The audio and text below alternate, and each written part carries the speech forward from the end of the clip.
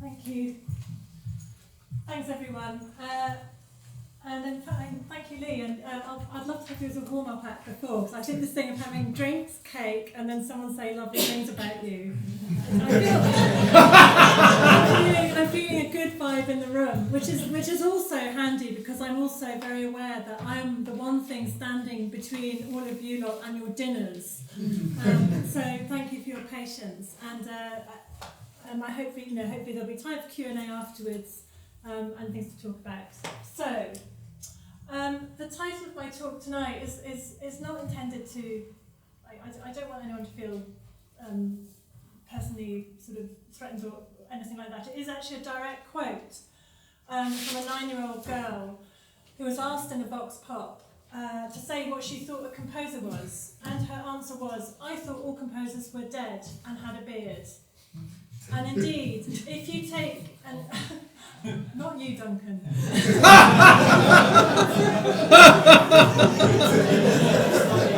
Not dead yet. And indeed, if you take an average class of children and ask them to draw pictures of what a composer looked like, they'll almost invariably draw a white, older man who probably has some facial hair. So in fact, in preparing and thinking about what I was going to say tonight, I Googled, what does a composer look like? And this is what I got. What do you notice in that?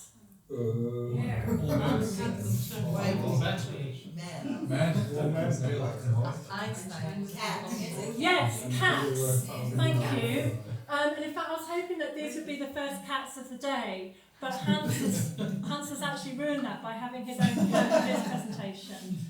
But in fact, it's true, there are more cats than women on this. And it's also a kind of increasing kind of sense of the cat takeover is going really well. So anyway, most of the cat ones are actually from Classic FM's composer cats look-alike things, which is really funny. So I recommend you take a look if you get tired of listening to me. So despite this, we know that there are so many great living composers out there, both with and without beards. So what are we doing wrong as an industry that means that we can't change this image, which is not what we are as a new music sector? And what might help bring about that change? So my proposal tonight is that if we become better listeners and more curious about other people of all ages, then we can think in new ways about why these new audiences that we've been talking about today might be interested in our new music, as well as having new kinds of insights into what may stop them being interested at the moment. I should say also that the risk that comes with this is that if you listen properly and if you reflect on what you've heard, it leads inexorably to a requirement to change something about yourself. You're asking yourself to change, not other people. And that's a really hard thing, both for individuals and especially so for institutions. And it's funny, this thing about listening, because we're all in the business of listening. That's what music is all about. And that's what we do, that's what we do every day. But I actually think as a sector, as an industry, we're not always that good about it. And I think that's because we all care so much about what we're trying to get over, what we're trying to communicate, that we can actually forget how it might be received on the other end. But I believe that if we do become better listeners, with all the responsibility that brings with it, then we can achieve the following things. So firstly, as organisations and institutions, we can respond much better to the ideas of composers of all sorts. Secondly, we can work with a much broader range of composers with all the artistic excitement that brings. And that includes becoming more relevant, more interesting, and actually more visible to many more audiences. And lastly, we can secure the future for our art form by giving attention to the creativity of our children and young people. And these 3 points are basically what I'm going to talk about tonight. And I'm going to try and bring them to life by referencing some of the changes and some of the work we've done at Sound of Music, a few of the things we've noticed and learned along the way. So I can only really, I can talk about Sound of Music, I can only talk about it from my perspective because it's what I know, but hopefully at least some of it may be applicable to some of the work that you're doing. And some of it you might recognise or it might resonate with you. So one of the great joys of running Sound and Music is that which I've been doing since September 2012, but I get to listen to and indeed talk with composers and artists pretty much every day. And one of the first things I noticed when I started work at Sound and Music was that there was this kind of fantastic upswell of composers around the UK, particularly those who were less established and who were working independently, who were putting on their own events, who were doing their own festivals, who were running their own series, etc. And actually, London Contemporary Music Festival, which has been talked about earlier, is a sort of example of that, although there are some differences as well. And these kind of events are often happening in unusual places. So they happen. I've been to things in clubs. I have been to the car park that people have been talking about. I've been to tunnels. I've been to the crypts of churches. I've been to all kinds of places.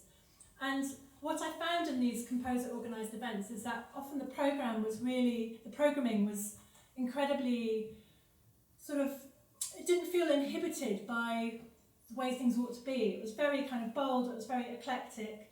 It sort of drew on different genres, it drew on different ways of presenting, it drew on different times of music, it drew on different art forms. But at the heart of it was always thinking about how do we take the audience on some kind of journey that brings them through something in a way that makes sense. And the focus is on the whole event in that way. And actually the audiences I see at these events are very different from the kind of new music crowd that I see when I go to many new music events. And they're much more kind of diverse, much more kind of culturally curious. They're not people I know. I sometimes think I know all the people in the UK who like new music, who are the new music crowd. I recognise them.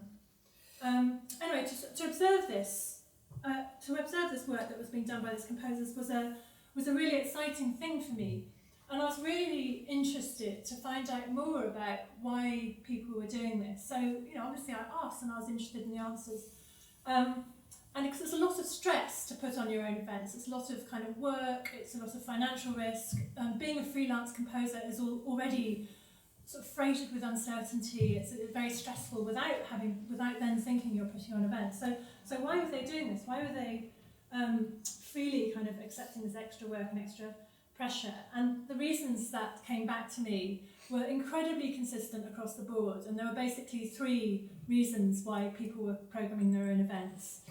So firstly, these composers had incredibly strong views about the programming of new music, which they felt were not being met by the institutions of new music. Secondly, they had really strong views about how the audience experienced, how things were presented, how they came over to an audience, which again they weren't seeing met. They found the presentation in many kind of more mainstream events quite dull and quite off-putting. The third reason was actually that they just weren't getting the opportunities they needed, that the commissions weren't coming in, and they really wanted to create opportunities for themselves and their peers on their terms. So recognising and responding to this trend, Sound and Music created the Composer Curator programme in 2013, and we think this programme is still completely unique, possibly internationally, but certainly in the UK, and it's explicitly aimed at independent composers across many different genres who curate and organise new music series, events and festivals. And the programme really explicitly kind of puts control, resources, decision-making, everything, puts that back in the hands of the composers through a mix of financial and other support. So there's financial, marketing, but also they get to meet their peers on the programme and other bespoke support. And the results of that programme have included this incredible range of things. So we've had ensemble performances, but we've also had a festival that's explored what queer looks like. We had a choral tour of Scottish castles. There was an amazing radio show on Resonance FM. And then there was a British tour of 2 new works of verbatim theatre. And in fact, 2 of the works being discussed over this weekend actually came up through our Composer Curator programme. That's White Cane, which you'll see and hear about on Sunday. And also, indeed, Bobby Gardner's Four Walls started out in the very early stage, was supported through Composer Curator. She brought that to the programme and said, I've had this idea. And we were like, that's a great and very ambitious idea, but we'll support you with the first part of it. And so this is actually a much better programme of live music touring than anything that me and my colleagues could have come up with ourselves. In fact, I'm going to show you a video that tells you this about the programme last year, if I can figure it out. This is the bit that makes me really nervous. Hang on, I've lost it, it's gone. Hang on. Bobby's not here. There's another video here, some which I'm not seeing. Hang on, let me try this. Sorry about this, I knew this would happen. Here we are. John Cage said, music is the production of sound.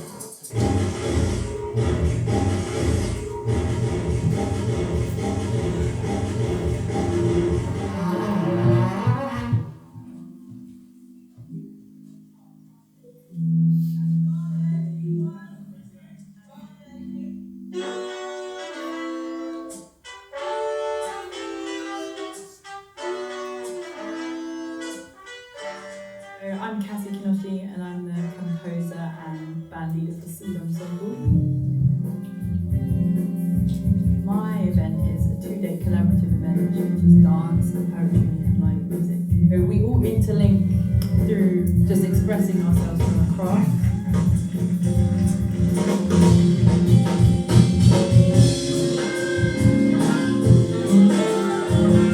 The message, a lot of the pieces focus on my experience as a young person of colour in the UK.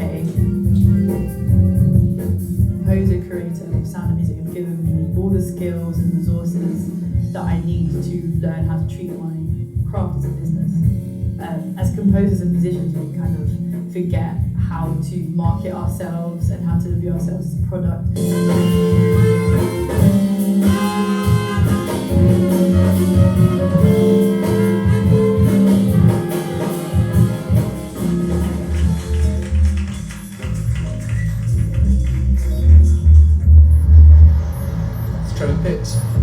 Curator of the Fluid Festival. It's the day after the main day of the festival, Minerva Works, on Sunday 24th September.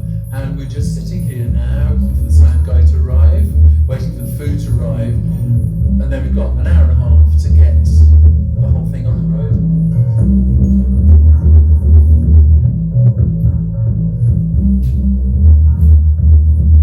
I want to give people platforms to make things happen. So Fluid Exchange is full of very young artists. What does queer sound like is a provocation. It's actually not a question. We know what queer looks like. We kind of think we know what queer looks like, but what does it sound like?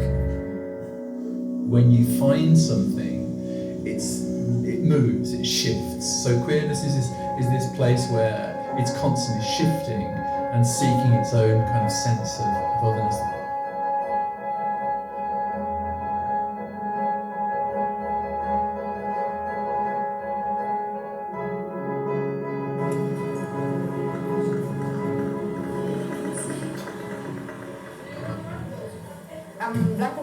Me and Steve Bears were as composer, curator for the Art of Improvisers. Grew up with the free improvisation community. The community is now really large, and some of the most interesting musicians are young women musicians. We're not claiming to be representative of the whole scene. Our practice connects to free improvisation and the production of art, and we always need support as artists. So Sound and Music is a charity for music, and for us it's very important as musicians to have this organization supporting our practices.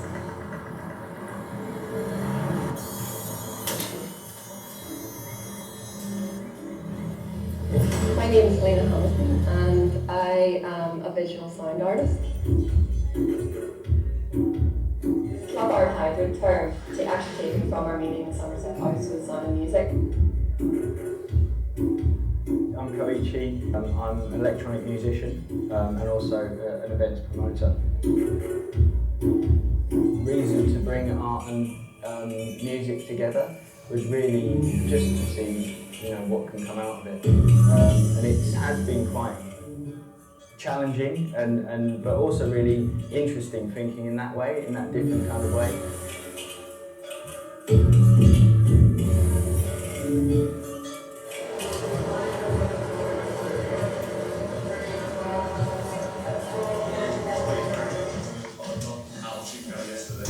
For Facebook the littles. My name is Jacob Thompson-Bell. I'm a composer and a producer, and my project is called One. It's a touring production, and it's for solo keyboard and a visual set. Yeah, does that sound alright? Yeah, that's good. It started when Jacob asked me to record some of his piano snippets that I'm playing, and so we wanted to pick venues that were different, pianos that were different as well.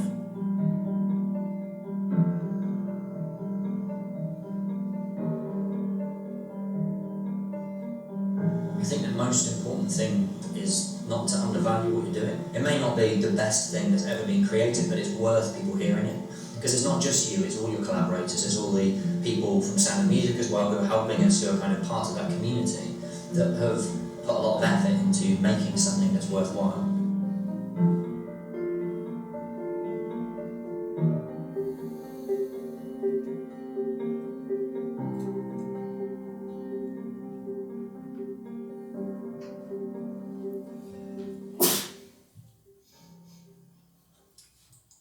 Great, thank you.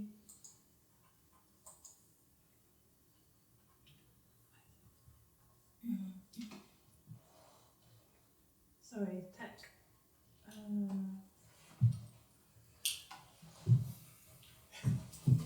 Can't get the screen view. I know, but the mouse isn't quite doing it. Try F5. Thank you. Thank you. That was great. I was kind of hoping at a kind of tech-savvy conference like this there would be people like you, so I appreciate that. Anyway, so what has this programme told us? That was just a few snapshots of one of the years of the programme, and what it has told us over the years is that if we follow the ideas of independent composers and artists, rather than to try to impose what we assume is what they need, then many of them have much more interesting ideas than we do about how new music can be programmed so that it can communicate with and become more visible to more people. And really properly listening to that message and then following it through has led Sound of Music across other areas of our work to give away more control, more things about our identity, to change our identity, to become more receptive and more open to new ideas, and this has profoundly changed us as an organisation. My second point is about diversity. The new music world is full of really good people who absolutely say they want to embrace working with a diversity of people. It's also full of people who strongly believe that music and new music works and absolutely should work as a meritocracy, that the systems and structures that we have in place mean that the best and most talented people succeed, and that's how it should be. It is interesting to note at this point that earlier this year there was an AHRC funded report that, which showed that the people who are most likely to believe that the arts operate as a meritocracy were the most highly paid white men in positions of authority. So what this fair and meritocratic system that we currently have, what it is, looks like, it varies from organisation to organisation, but it might be, for example, an orchestra where the chief executive will be making decisions about the conductors, the repertoire and soloists, and they'll be talking to the principal conductor, a players committee and some agents. It might be a festival where the artistic director makes sure that they see a range of work that is programmed at other festivals by other festival directors they know, and they talk to those festival directors and other key artistic collaborators to build an interesting programme. It might be a higher education institution where the academic staff seek the very best students from those who apply to them. Or it might be an artist development organisation like Sound of Music.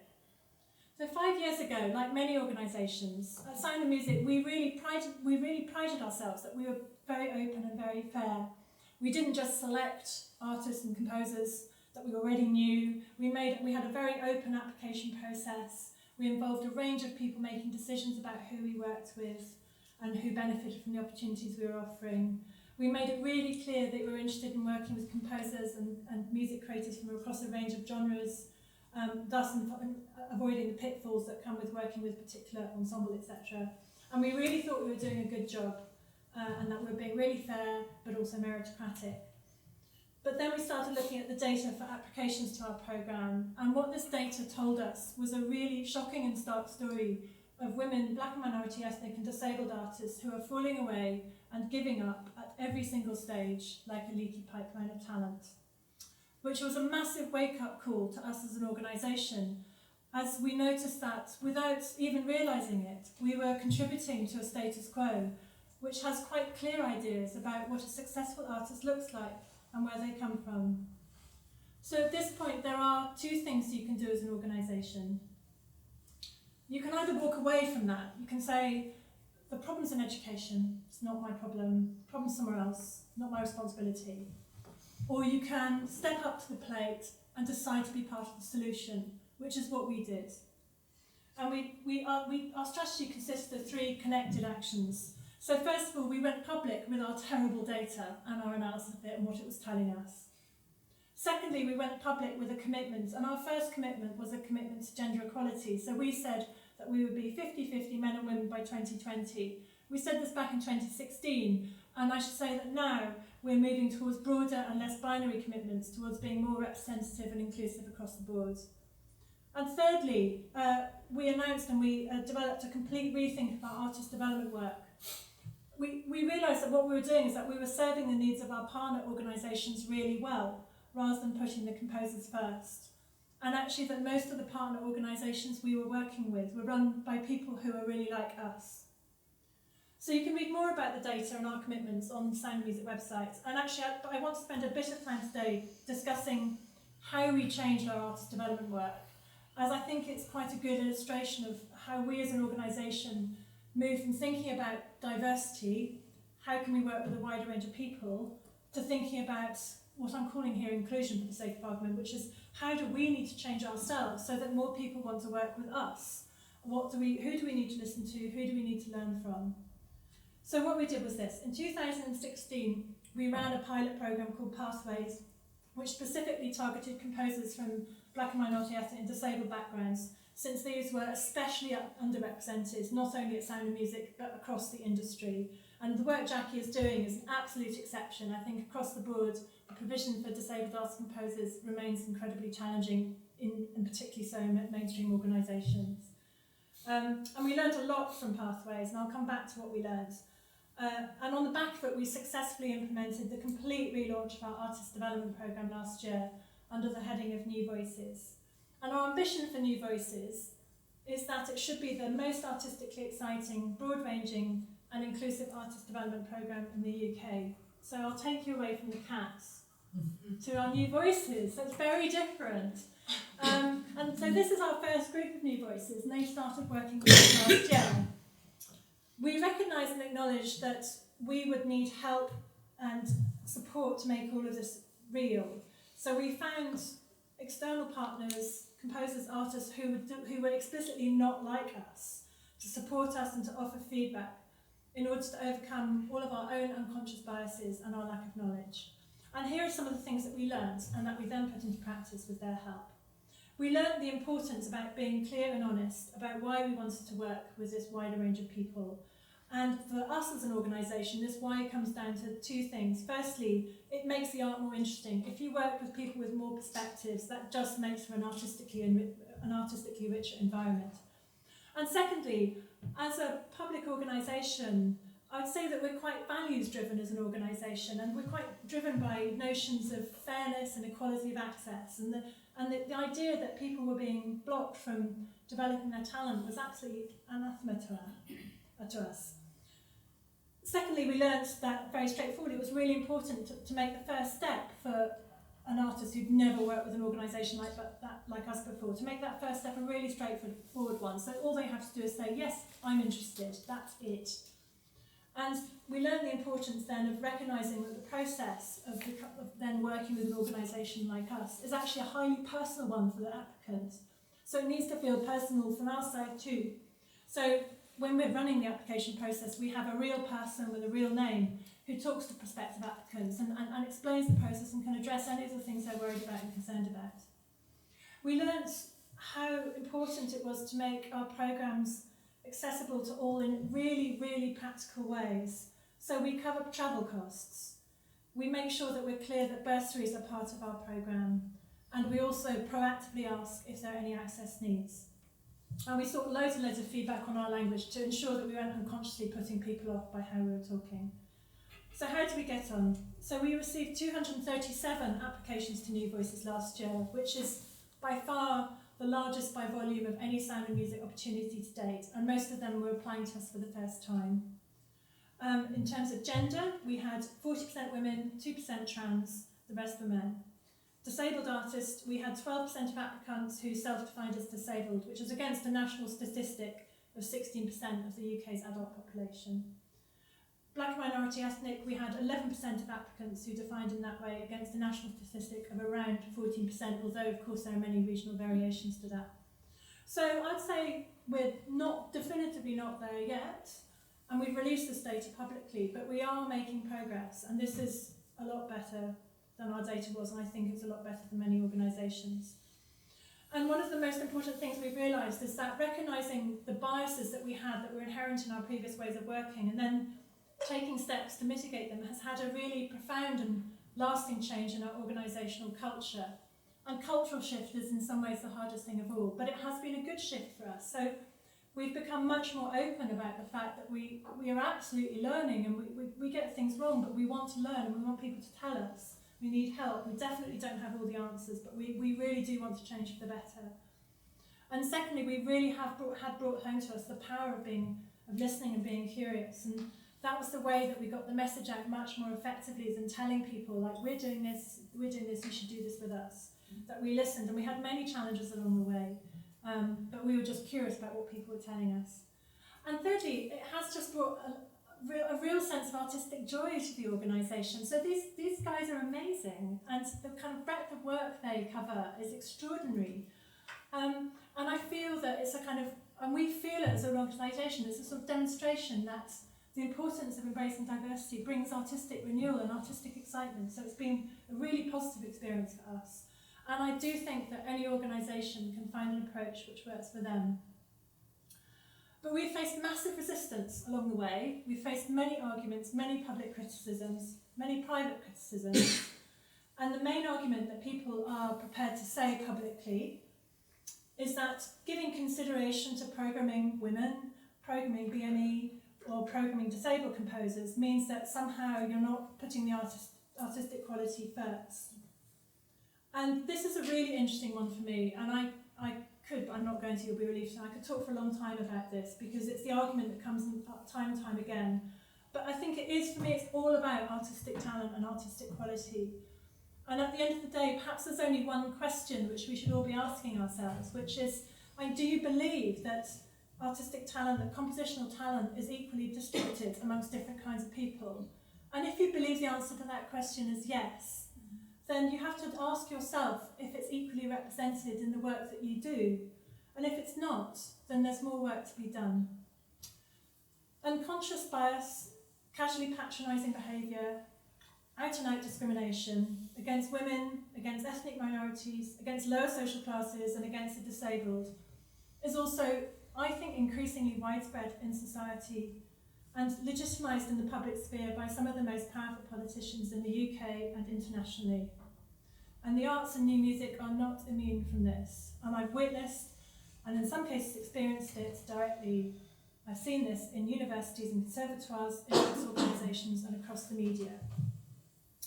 And the question of why this matters is central to the topic of bringing new music to new audiences, because I think if people can't see or hear themselves reflected in what they see on stage, then the work we do as organisations may be invisible to them. And actually it's worse than that, because actually we could be actively putting people off.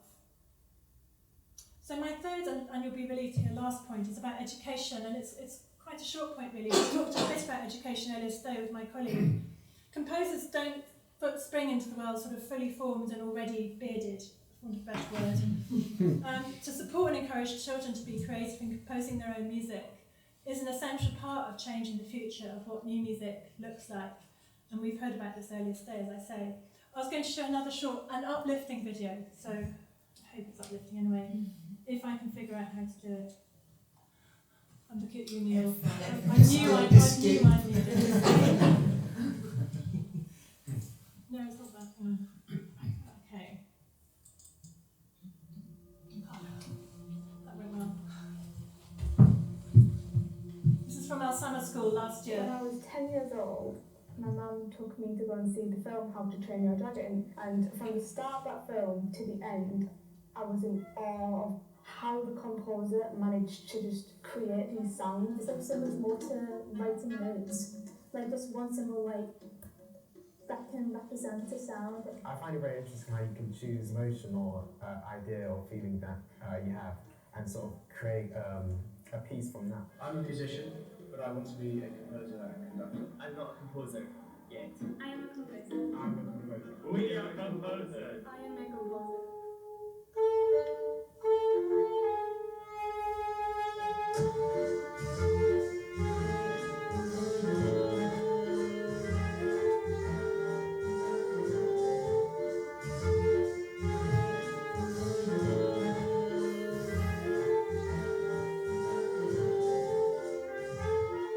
Some school via the local Philharmonic Youth Company.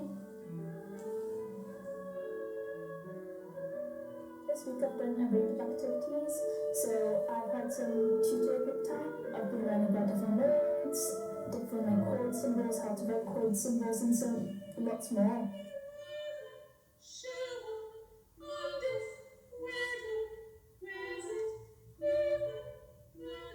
I enjoy the idea of being able to create music and hopefully say something.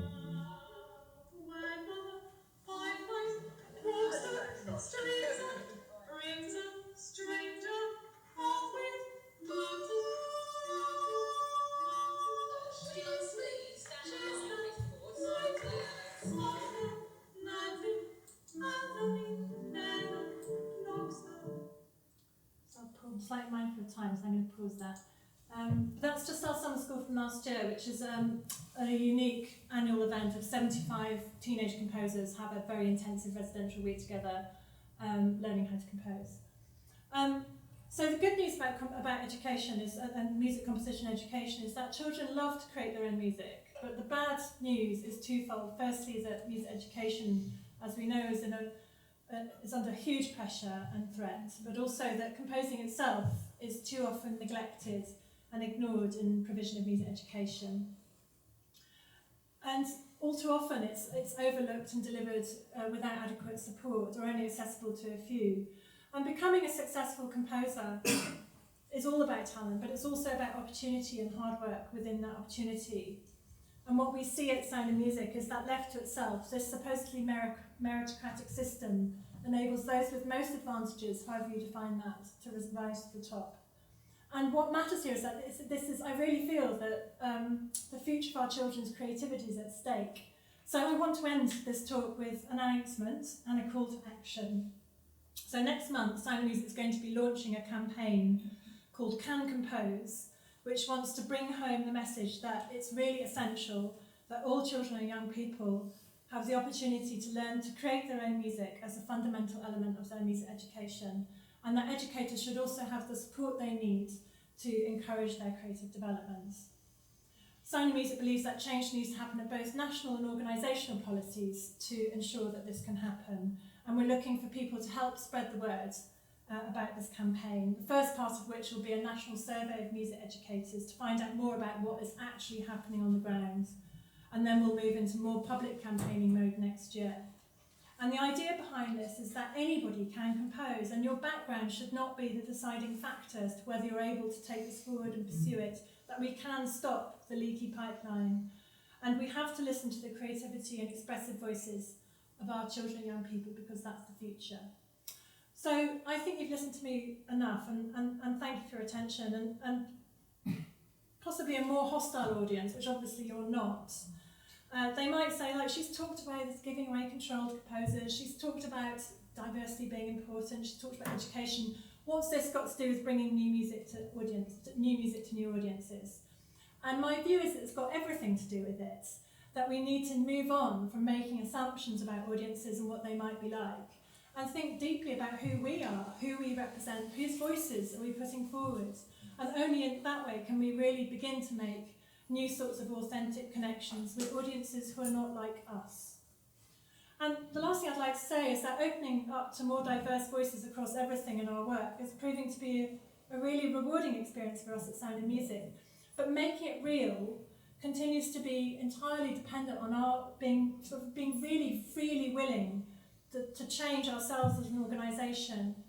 And if I look at many other organisations, there are quite frankly too many people in positions of power and influence who at quite a deep identity level feel profoundly threatened by these changes.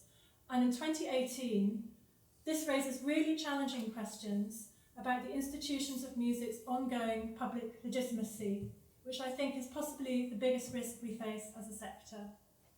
But I also think that an honest willingness to learn, the courage to recognise, acknowledge and tackle the inherent biases that we all have, and to be compassionate and human in that, to be open to change, these things will create the best kind of possibility for the best kind of artistic future for this art form that we all love.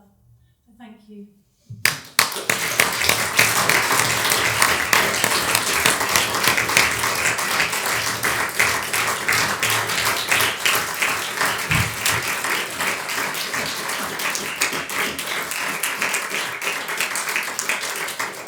Thank you ever so much, Susanna. Thank you. I never normally speak for that long, so it's very unusual. I normally kind of stop and listen to what people have to say, but I would love to have any questions or comments to that.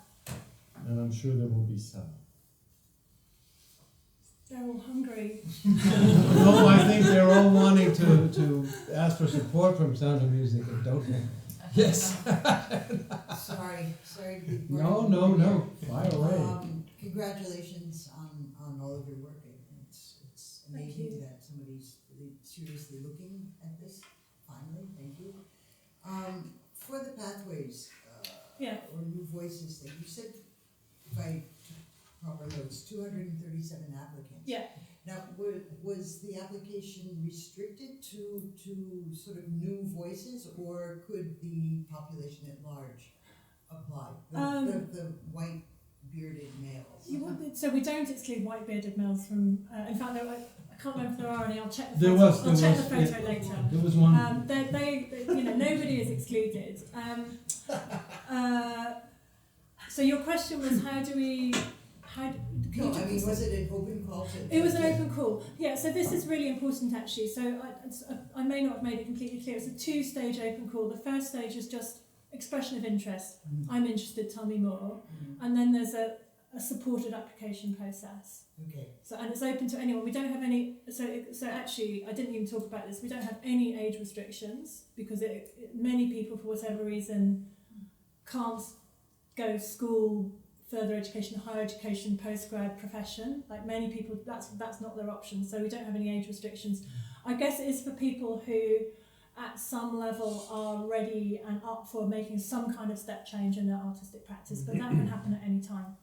Okay, and now in terms of the criteria for the recipient? Yeah. Recipient? We got it. Recipients? Yeah. I mean, how are they selected? Yeah. I should know this because we've just launched the call again for the next lot, and I was looking at them. So it's a combination of things. So we're looking for a sense of something of talent. So it's not for people who've never composed before or never created their own music before. It's likely that people would have had something done and something performed, but we make it really clear that it can be in any genre. So we're looking for potential, and there's an interesting point here that it's how do you judge potential, and there is something about balancing up past, like not just judging people on their past, but judging people on their future, and of course that's contested, but we have, we try and have very rich conversations about that. And then, so the music first and foremost, but then there is something about the kind of, like, we have to have a sense that this is the right thing for them right now, that they really want to invest the time and energy into making some sort of change. Because that, it is quite a lengthy programme, it's generally about 18 months, so people for whom it's really the right thing at the right time. So very, very generally, yeah. It's back to the meritocracy type of thing, and not mirroring, as you said, because you very proudly pointed out how the 237 applicants more or less mirrored the UK population. Yeah. So once they've applied, we don't worry about mirroring that. We do. There's balancing. This is a really interesting one. And we think about that all the time. It's in the language of course. So the first thing is just to make sure that we aren't doing anything and how we're talking about it, how we're disseminating it that's off-putting. So to actually just increase the representationality of our applications is the first thing, because then you just have more to look at. And then it is an interesting one, because I would say as an organisation, I think any organisation that's making decisions about programming or commissioning is also in the business of saying no to people. We say no to really brilliant people all the time. So I don't think, so it's both like every single person there absolutely deserves it, they're amazing, fantastic, but we've also given thought to having appropriate breadth, but every single one of those is amazing. I hope yeah. So potentially, all of the recipients, Yeah. I won't be able to say recipients could be the white bearded males again. I don't think we wouldn't let that happen though. I just wouldn't let that happen. This is what I'm saying about that. It's also about who you say no to as well as who you say yes to. Yeah.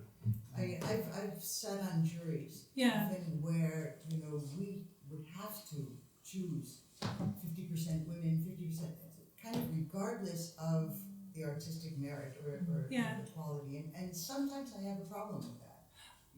You should never choose someone just because of their gender. That's Thank really you. insulting. Thank you. We're working with 15 artists, and the population of the UK is I don't know how many million.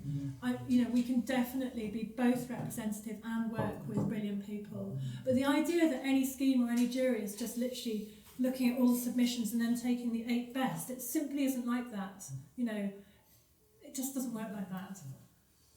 But in that case, if you got much more white-birded males, you have to make a more thorough selection. Sorry, could you the repeat the selection question? between the white-birded males must be more accurate. I think they all have to be. We have to be making good judgments about everybody. Yeah, but isn't it more selective for?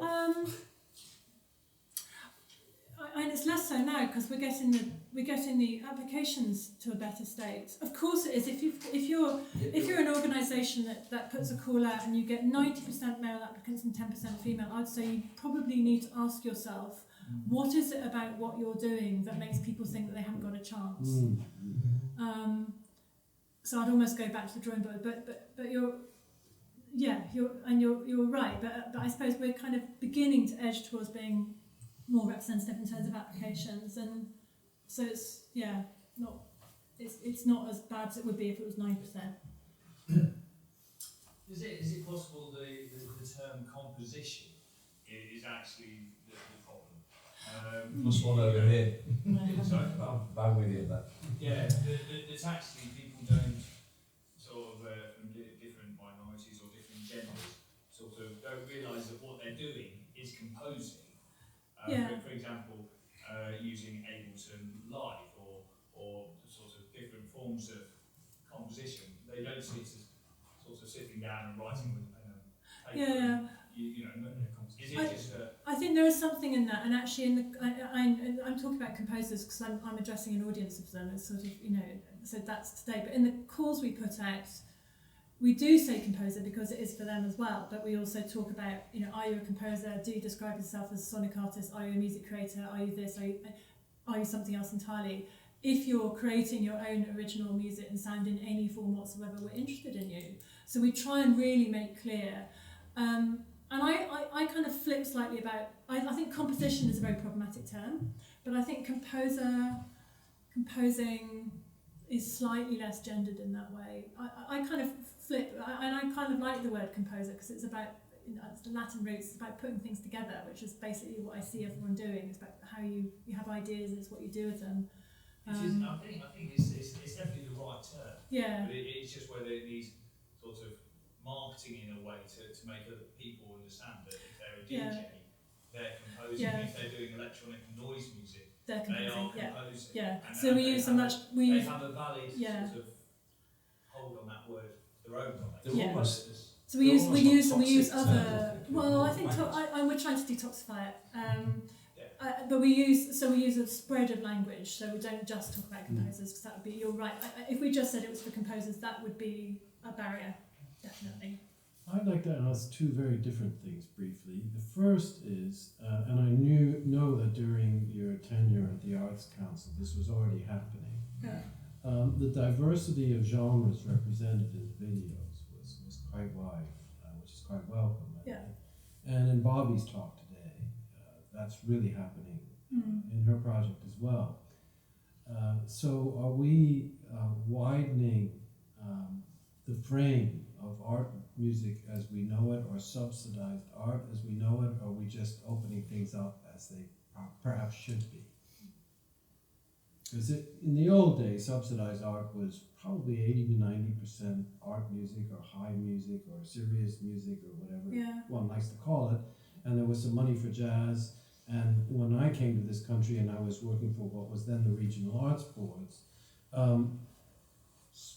in more impoverished areas there was some subsidy given to local or regional popular music spaces to enhance creativity. But when you looked at that graphic, the orchestras and the opera companies, and then Huddersfield Festival before you were there was doing really well in Yorkshire compared to anything else. Understandably, but that breadth wasn't there where you're very at ease with that. So how have you been able to broaden that without a lot of resistance? Well, I'm sure there is resistance. I guess for us with the National Organisation for New Music, it was a combination of things. It was firstly a sense of looking at how composers / artists themselves were no longer so easily boxable. And that's not true of everyone, but certainly increasingly there are people who just... And there was a brief clip of Shiva Fesharaki performing in Belfast. It's like, so, electric acoustic composer. Exactly. So there's a sense that like there are artists and composers themselves that are kind of in weird, undefinable kind of mixed environments. And my instinct is that audiences and listeners are much more eclectic and wide-ranging in their listening than we tend to give them credit for as well. And I don't know, it just feels... I talk a lot about broadening it out, and for the artists and composers on our programme, they seem to like it. They find it quite enriching, but also they like it. They like being with people who are doing very different things from them. A second question I'd like to raise, and Duncan, where are you? You'll remember this. You remember when Nicola Lefanu wrote a letter that went kind of viral within our small universe? Oh yeah. And of course, you're called Sound of Music. Yeah. Speaking of Belfast, Belfast's own old university has a department called Music and Sonic Arts, which sort of, if my fundamental logic works still, suggests that sonic arts is not music. She flashed attention. I think she was jealous that the sound people were getting a little bit more attention than she perhaps thought. Nicola would never say that. Well, it's not the nature of her, that's for sure. But anyway, you are Sound of Music, and ironically, I know a lot of what Sound of Music is doing. So, but in the videos just now, that was a lot, with some exceptions, a lot of music. But the sound stuff wasn't coming through. How do you juggle it? I'm not asking what your policy is, but how do you juggle that? What has been seen as attention by sound? Or do you just see it holistically and it's all music? I really try to see it holistically because, so I don't know if everyone in the room knows what you're referring to. So Sound of Music is quite a young organisation. It was formed in 2008 by merging 4 founder organisations together who were Sonic Arts Network, SPNM, Society for Promotion of New Music, British Music Information Collection, and a Contemporary Music Network, which was a new music touring organisation. And the merger was a complete car crash. I wasn't there. I had nothing to do with me. Not your fault. But it was an absolute, internally and externally, it was an absolute car crash, culminating in coinciding with the recession. So it culminated in a huge Arts Council cut, leading to the resignation of the chair, chief executive, and artist director in short order. Plus this open letter from every composer in the country you might have heard of, saying Sound of Music is failing today's composers, and on the back of that I came in as chief executive. So this thing about listening I feel very personally, because basically my first 6 months in role I basically sort of talked to every composer and sound artist I knew and just said, tell me what you're feeling, tell me what you think. Okay. Thank you. But that was very important because people felt they hadn't been heard. So I think kind of thinking about things in those divided ways, like sound art or contemporary music, is an unhappy place for sound music. It's been disastrous for us in the past. So, and also I kind of do take comfort in the fact that actually increasingly composers and artists are sort of there are more people moving between the two. And I just try and keep it sort of open and just say, how people define themselves is absolutely their prerogative, of course it is, but we have to be as broad as we can, and we don't always get it right, but we do try and think about breadth, and that's something we think about a lot in everything that we do. Yeah, we try and keep it in balance. Anyone else have a burning question? Yes? Do you ever think about aesthetic thing? Because institution determines somewhat, in a way, this determines where the music is going to go in the future. Yeah. And then I'm just curious. Do I ever think about I actually miss aesthetics? Yeah. What do you mean by that particularly? So, for example, you featured a lot of wide range of music. Yeah. And then within that, there's different genres. Yeah. I would say. Yeah. And they are the one who is gonna promote or push the border of that genre maybe. But then I see certain kind of contemporary music which has been kind of neglected in the new music scene. And then I wonder if can we actually say that's also one of the category and then promote those musicians, because I think if we push those very popular things, it's great and there's a lot of audiences, but I just wonder if it's good for the sake of art. I don't know, I just sometimes I have a feeling that if all the masses are listening to the similar music, then I don't know if I crave more of stimulation from new works. Yeah. So I don't know. I don't know. I just wanted to ask what you think of the aesthetic as an institution. Ooh, that's a hard question for this time of the evening. So at Sound and Music, there's loads in what you just said that I want to sort of explore in more detail. I guess we work across a range of genres. I think it's for me, it isn't an automatic correlation between genre and popularity. And I guess what we're about as an organisation is, it's the originality, sort of the creative, so there's something, the art aspect, the idea of people creating something not like anything else. And I honestly think that can happen in any genre. I go to a lot of very dull new music events, and I go to and I listen to amazing things which you might say are kind of pop or whatever, but the kind of originality, commerciality, genre, aesthetic, I think they're not tightly stacked. And I'm very, I respond to things which are unlike other things. Basically, that's what's always sort of stimulated me. And I do think about aesthetics as well. I think aesthetics are shifting. I like the idea that actually by working with this really mixed group of people, there'll be new kinds of aesthetics. I think it can be quite invigorating. So it's a really short and sort of facile answer to a really interesting and complex question, but it's a good one to think about. I also, actually there was a couple of other things. Firstly, I do want to challenge your assumption about the masses, or the audience masses, only being interested in more mainstream stuff, because I actually don't believe that. I kind of think people are listening to and focusing on all kinds of very complex things all the time. So I think if we're going to have any hope of bringing new music to new audiences, we have to have more respect for the attention and the concentration and appreciation of our audiences for complexity, which I think is way greater than any of us give it credit for. And also, no, I think that's it. I'll stop there. That was a very difficult question. Yeah, it was. Well, I would make the shortest of short summaries and say I think we've been taken to many places today, although the central theme of these few days has been consistent throughout. I, for one, feel extremely satisfied about that eclecticism, about the food for thought that's been raised, and certainly not least by our keynote. We've got a day and a half ahead, but I did feel at this point, the prediction I made this morning that the audience was going to be engaged and sympathetic has been one of the catalysts of making this day so satisfying, as we've engaged with the questions that we couldn't quite articulate when somebody was talking, and had a cup of coffee and really got deeper into those. I just want to thank everybody for a fantastic first day, and in particular Susanna for a fantastic keynote. Thank you for being a lovely audience.